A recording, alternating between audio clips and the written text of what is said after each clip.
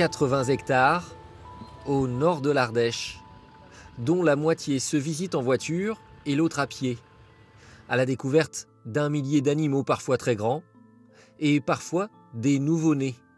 Derniers arrivés en 2018, ce fourmilier, une espèce menacée de disparition par la déforestation en Amérique du Sud, ou encore ce tout jeune rhinocéros blanc, espèce également en voie d'extinction.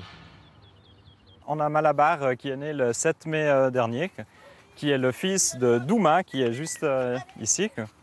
Donc il a déjà presque 6 mois et il est super grand. Malabar, un nom prédestiné pour une naissance exceptionnelle en captivité. Autant les lions, grâce à une libido débordante, se reproduisent facilement, autant chez les rhinocéros, les chaleurs des femelles sont très surveillées. On lui met pas mal de luzerne et puis je fais la prise de sang pendant qu'elle mange en fait.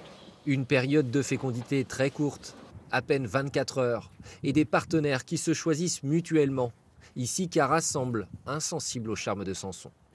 Il n'y a pas eu de coup de foudre, il est très long en tout cas. Hein. Peut-être que ce sera un amour très durable. Et en cas d'échec, on travaille avec l'Association européenne des zoos et d'autres parcs zoologiques dans toute l'Europe.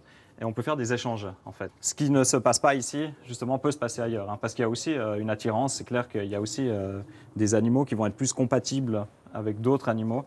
La reproduction dans un but de sauvegarde et un atout économique qui joue aussi sur le nombre de visiteurs. Comme Malabar, ces deux pensionnaires sont nés cette année et font sensation. 2 petits oursons avec la mère et il y a un petit ourson qui est monté dans l'arbre pour faire une petite sieste. On a vu le bébé rhinocéros. Comment il est? Magnifique. Il dormait à côté de sa maman, magnifique. Favoriser les naissances tout en respectant les espaces disponibles et le côté sauvage des animaux. Ça, c'est un vrai guépard. C'est un vrai guépard qui n'a pas été élevé au biberon, qui réagit comme un guépard devrait réagir.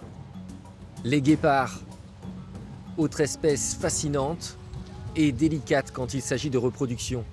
Car en cas de portée avec un seul bébé qui a peu de chances de survie dans la nature, la mère peut décider de le sacrifier pour ne pas se fatiguer. Zoé, par exemple, a été abandonnée en 2006 et adoptée grâce à une ruse par une autre guéparde, déjà mère de 2 petits. On a pris les 2 bébés qui étaient déjà nés, qui avaient 3 semaines de plus. On les a stimulés pour qu'ils urinent sur Zoé. Donc on l'a imprégné vraiment avec l'odeur des 2 gros bébés. Et quand on a rouvert la trappe à la mère qui était partie se dégourdir les jambes dans l'enclos, on la voit avoir un temps d'arrêt, parce que quand elle est sortie, il y avait 2 bébés, quand elle est rentrée, il y en avait 3.